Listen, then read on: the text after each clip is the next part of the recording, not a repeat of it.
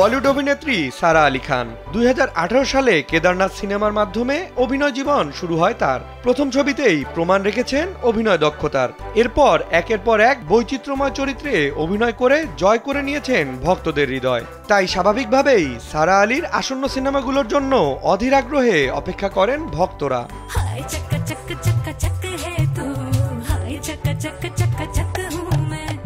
নতুন বছরে মুক্তি পেতে চলেছে সারা অভিনীত 3টি সিনেমা, যার মধ্যে একটি অক্ষয় কুমারের সঙ্গে high action cinema Sky force.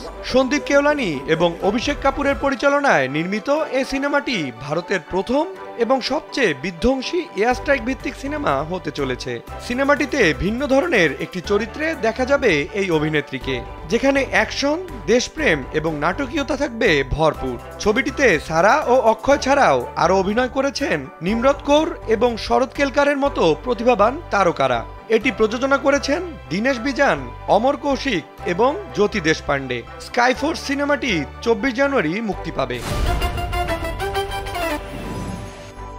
মুক্তির অপেক্ষায় রয়েছে সারা অভিনীত আরও একটি সিনেমা মেট্রো ইন্দ্রিনো। এটি অনুরাগ বাসুর 2007 সালের hit cinema life in a মেট্রোর সিকুয়েল। সিনেমাটি শহুরে জীবন এবং মানব জীবনের জটিলতার উপর ভিত্তি করে নির্মিত হবে। গল্পে সারাকে আধুনিক যুগের প্রতিনিধিত্ব করতে দেখা যাবে। এতে তার পাশাপাশি আরও অভিনয় করেছেন আদিত্য রায় কাপুর, পঙ্কজ ত্রিপাঠী, কঙ্গনা সেন শর্মা, নীতি গুপ্তা, ফাতেমা সানা শেখ, আলী ফজল সহ আরও অনেকে। এর আগে সিনেমাটি 2024 সালের সেপ্টেম্বরে মুক্তি পাওয়ার কথা ছিল, কিন্তু মুক্তির নতুন তারিখ এখনো নিশ্চিত করেনি নির্মাতারা। এতে সারার বিপরীতে অভিনয় করেছেন আদিত্য রায় কাপুর।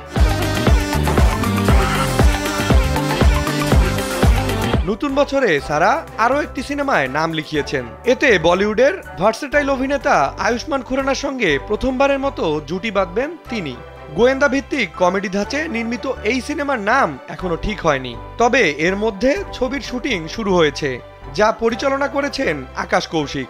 গুঞ্জন রয়েছে যে সিনেমাটি করণ জোহরের ধর্মা প্রোডাকশনস এবং গুনিমঙ্গার শিখা এন্টারটেইনমেন্টের ব্যানারে নির্মিত হবে। তবে সিনেমায় সারা কোন ধরনের চরিত্রে অভিনয় করবেন তা এখনো জানা যায়নি। এর আগে 2024 সালে সারার মাত্র একটি ওয়েব সিরিজ মুক্তি পেয়েছিল। মার্ডার মুবারক শিরোনামে নির্মিত এটি নেটফ্লিক্সে 15 মার্চ মুক্তি পায়, যা পরিচালনা করেন হোমি আদা জানিয়া। এবার 2025-এ বড় পর্দা দখলে নিজেকে ব্যস্ত রেখেছেন সময়ের জনপ্রিয় এই নায়িকা। এখন দেখা যাক বক্স অফিসে সিনেমাগুলো কতটা সফলতা এনে দিতে পারে সারা আলীকে। বিনোদন ডেস্ক, কালবেলা।